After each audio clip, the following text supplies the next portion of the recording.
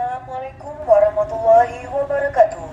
Kami dari Kepolisian Resor Benar Meriah menghimbau kepada seluruh masyarakat Kabupaten Benar Meriah, pengusaha kafe, kedai kopi, rumah makan dan sejenisnya agar tetap patuhi protokol kesehatan dengan cara 5M, yaitu memakai masker, mencuci tangan, menjaga jarak, menghindari kerumunan, dan mengurangi mobilitas keluar ruangan.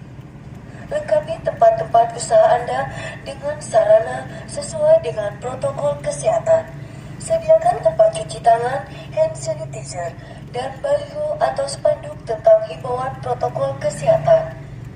Berikan tanda-tanda di kursi-kursi di tempat-tempat duduk yang disediakan sebagai tanda physical distancing. Apabila tidak ditaati, dapat dijerat dengan undang-undang kekarantinaan sesuai dengan sanksi pidana. Mari bersama-sama kita putus mata rantai penyebaran COVID-19 demi kenyamanan, kesehatan, dan keselamatan kita bersama. Atas perhatiannya, kami ucapkan terima kasih.